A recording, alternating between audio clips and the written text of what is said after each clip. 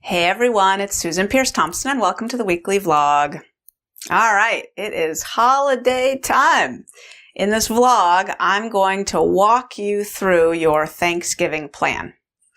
Now, I need to preface this video by saying I know that not everybody lives in America and it's not Thanksgiving for everybody. But if you live elsewhere or you don't celebrate Thanksgiving for whatever reason, I just want to say that you could still use this video to guide you through as a roadmap for preparing for any kind of special occasion or holiday, regardless of what you celebrate or don't celebrate. All of us in our lives experience food events coming up where there's going to be sort of an onslaught of food, right?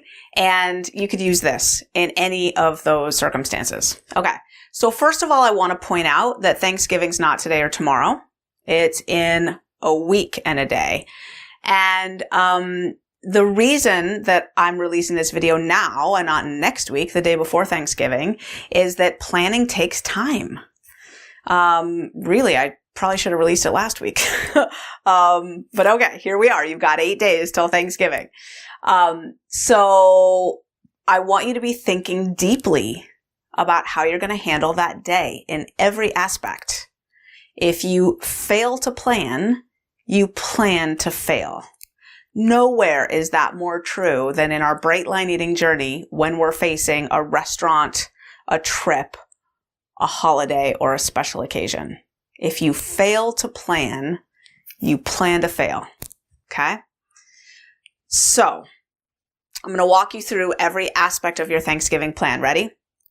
So, first and foremost, the food. You have to have a very, very clear plan for your food on that day. And the rule of thumb is no exceptions, no exceptions, no exceptions. Thanksgiving is a Thursday. Now,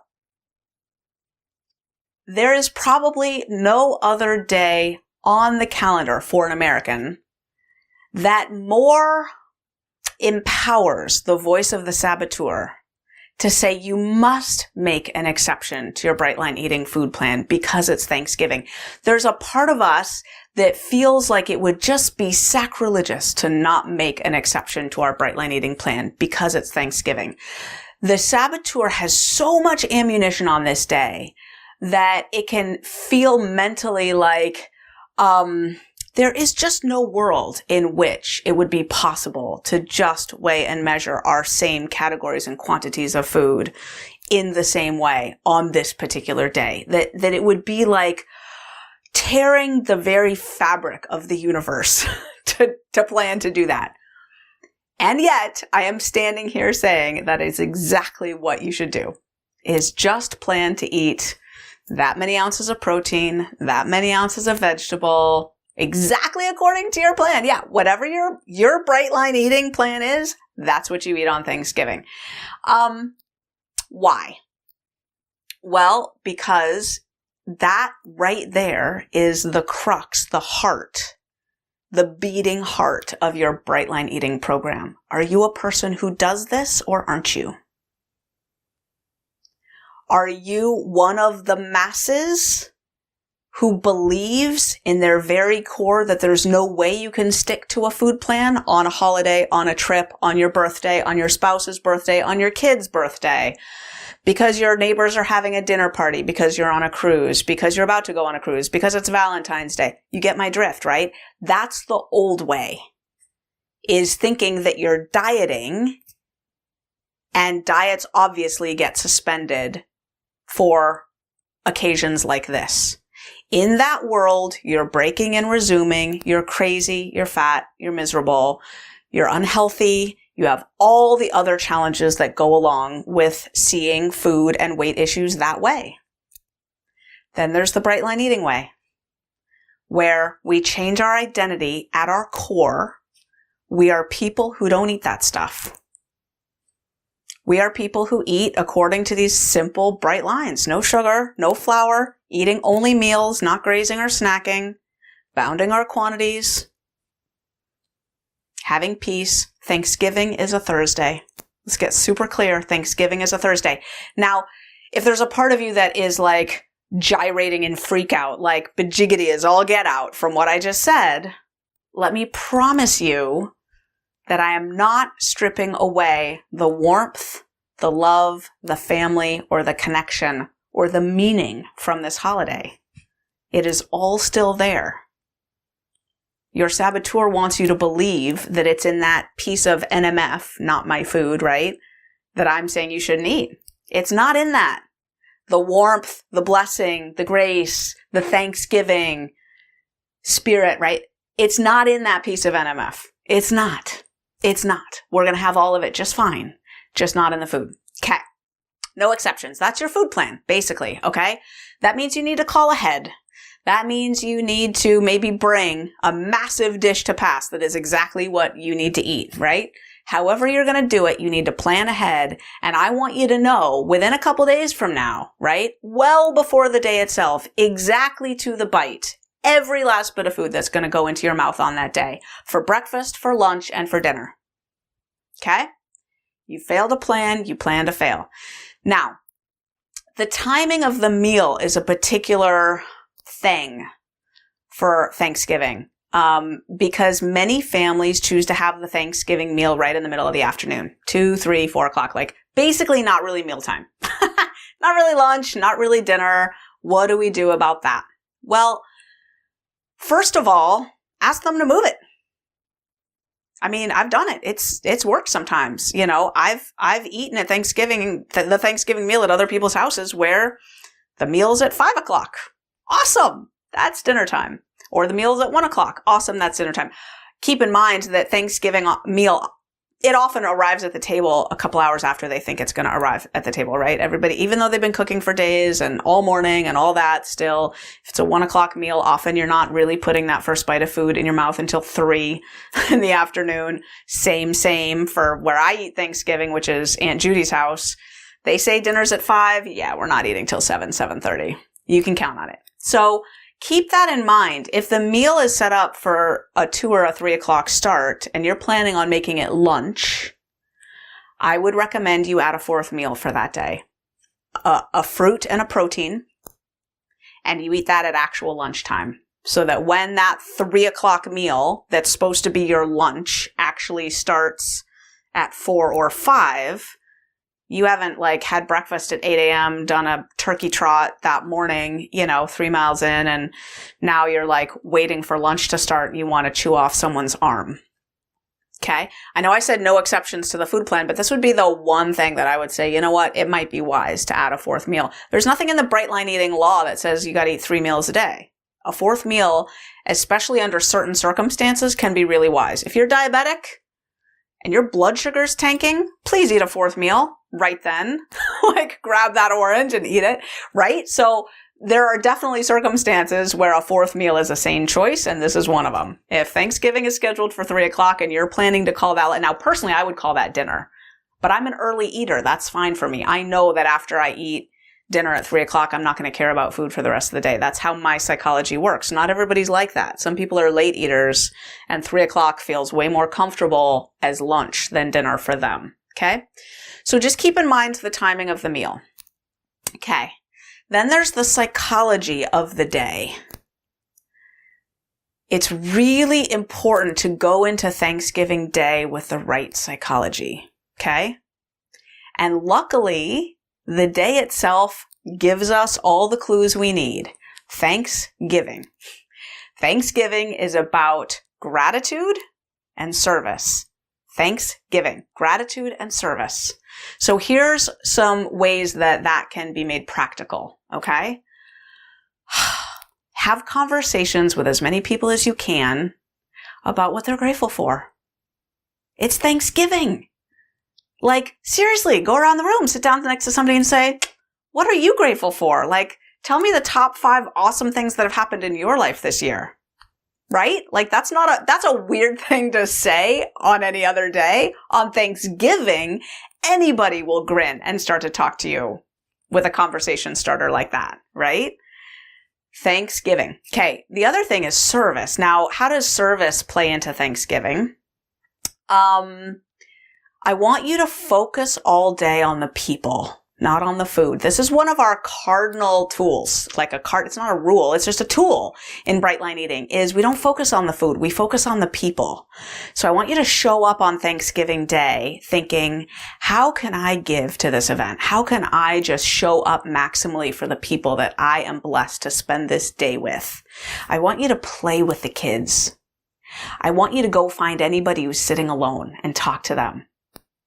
I want you to play a game with yourself where you promise that when you're leaving the festivities, you will have learned one new thing that's going on in the lives of every single person there, and you will be able to remember it and recount it. If you're going to Thanksgiving where it's not actually your family or you don't know everybody there, I want you to pledge to yourself that anybody that you don't know, you will learn their name and learn 3 things about them. You play little games with yourself like that. They make you stay online and present. They make you drop into the experience of being with the people. Fill drinks, clear plates, help the host and hostess out. If you are the host or hostess, be gracious. Just be present with the people. Not stressed about the food, present with the people. Okay? Thanksgiving. That's the psychology of Bright Line Eating and showing up for Thanksgiving. Now, some of the psychology is also, I want you to go into the day prepared with what you're going to say. Because oftentimes people get like deer in the headlights when other people are talking about food, right? Like, you want some of this? It's really good. I want you to know what you're going to say. Okay. So there's 2 types of responses.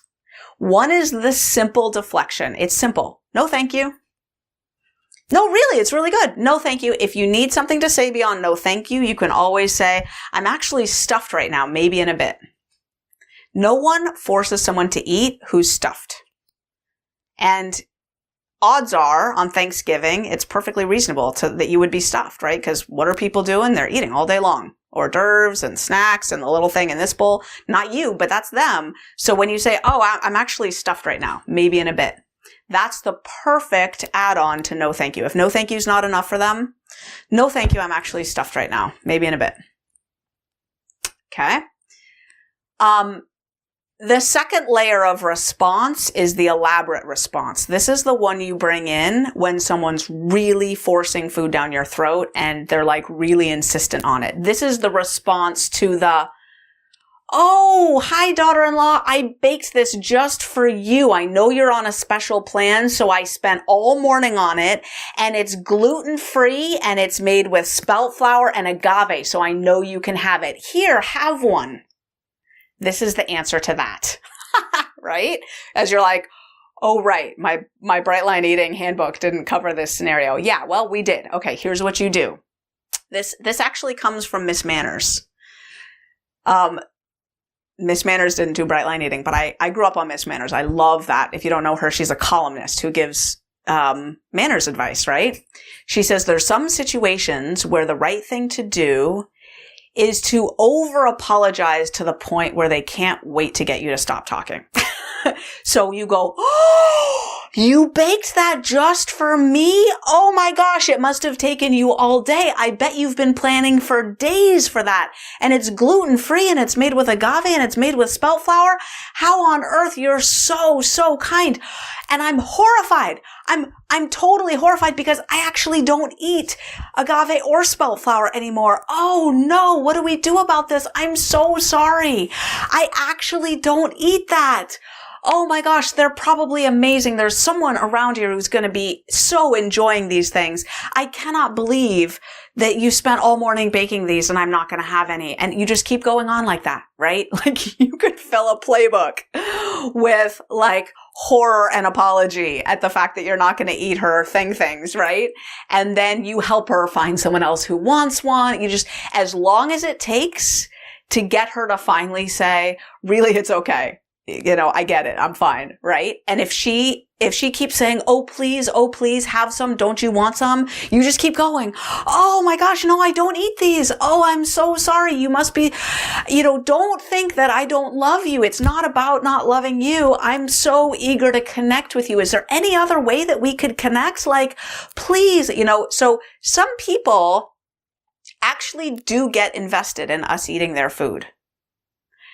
It's not a psychologically well thing to do, But let's get real. This universe is not filled with entirely psychologically enlightened people. There are people who actually do get stuck on stuff. And there are some people who are stuck on us eating their food. That doesn't mean we need to eat their food. It doesn't.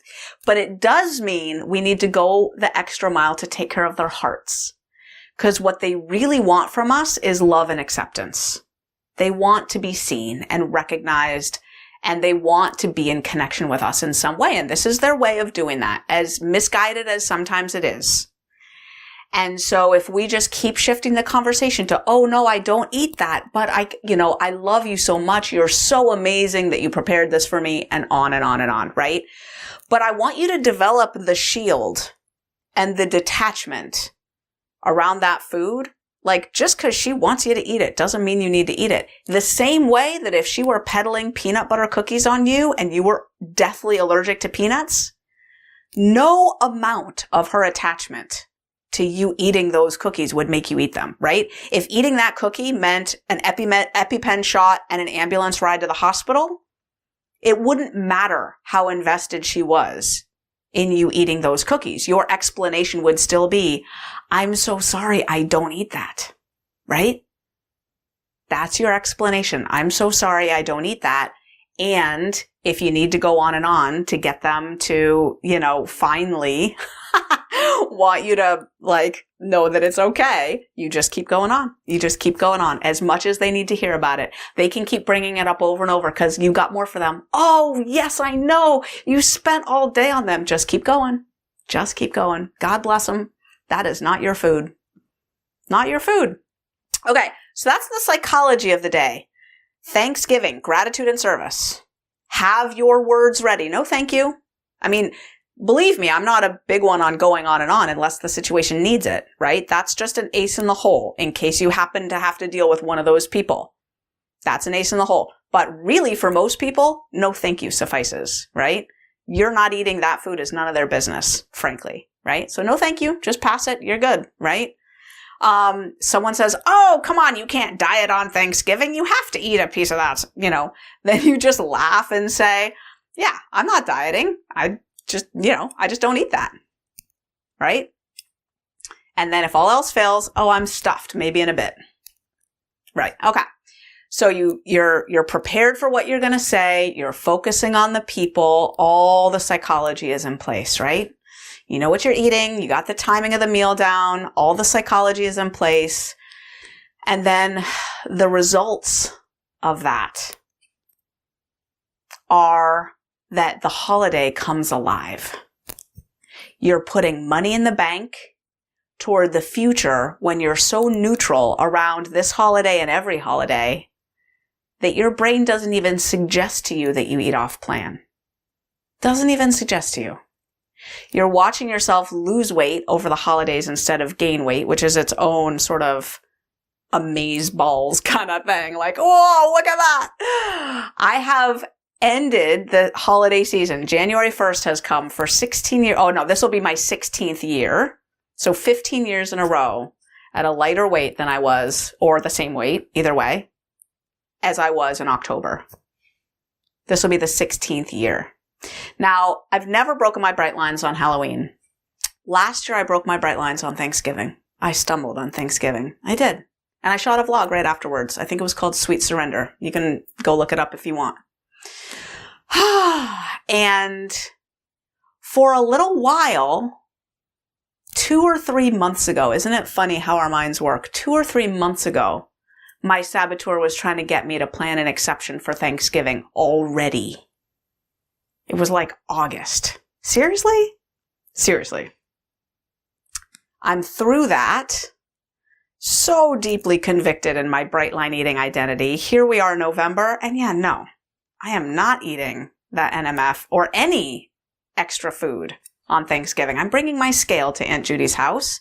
And here's what I'm going to do all day at Aunt Judy's house because at Aunt Judy's house, the meal is at dinner time, like 5 p.m., but really 7:30.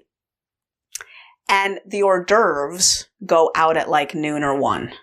And then everybody eats all day, which I'm fine with. And I've got my ninja tools to socialize with them. But here's how I handle it. I show up and I socialize for about 20 minutes. And then I take a break and I step outside and I make phone calls to Bright Lifers. Seriously, I spend all day on Thanksgiving on the phone with Bright Lifers. I call person after person after person. I blow their mind. I'm like, hi, it's Susan Pierce Thompson. They're like, what? I'm like, yeah. Hey, how are you? How's your Thanksgiving going? And then, as soon as they have their little, fan moment or whatever, we actually talk about Thanksgiving and about family and about gratitude. And it's amazing. And then, after about 40 minutes of phone calls, the top of the hour comes around. I go back in the house. I spend 20 more minutes of socializing with the fam, hang out with people, love on the kids, help with the hors d'oeuvres, cleaning plates and getting the next bowl of stuff out, see if Aunt Judy needs anything. Usually she just wants me out of the kitchen and everybody out of the kitchen. That's fine. David has 5 male cousins. I'm always looking forward to the nighttime because we play poker every night on Thanksgiving, and there's a trophy, and it's a big deal, and I almost win every year. We'll see if this year is my year. But long story short, connection is the point of the day. And you, my friend, are part of the Bright Line Eating movement. And we're all doing this with you. So the more you can stay connected, find out in advance, who do you know in Bright Line Eating who's really truly doing this, who's got that core Bright Line Eating identity, who's not messing around. Thanksgiving is a Thursday. They're eating their Bright Line plan. Find those people in advance and talk to them on the phone on Thanksgiving Day. I promise you it will make a difference. If you're a Bright Lifer, we're having a Bright Lifers coaching call on Thanksgiving morning, 7 a.m. Pacific time, 10 a.m. Eastern time in America. Thanksgiving morning, I'm on the phone with you for a couple of hours. We're going to talk about gratitude. We're going to talk about your challenges. We're going to just, do what we do on the phone together. After that, look for a phone call from me. I'm going to be calling my Bright Lifers. That's what I do on Thanksgiving Day. So, in Bright Line Eating, you're not called to be perfect, but you're called to be unstoppable. And the reason we invest especially on Thanksgiving is because this right here is the crux of our identity. Your success in living truly happy, thin, and free in Bright Line Eating rests in the extent to which you develop the Bright Line identity. You are someone who does this. You're not dieting. You're not messing around. You're not unsure. You do this. And that means that Thanksgiving is the best day of the year to reinforce that identity. Once you make that decision that Thanksgiving is a Thursday and you're following your food plan, the peace that washes over you is amazing. Join me on Thanksgiving. It's going to be an awesome day. And rewatch this video if you need to make sure that you have your plan. Because if you fail to plan, you plan to fail. On this day especially, I cannot wait to see you on the other side of this holiday. I love you so much, and I'll see you next week.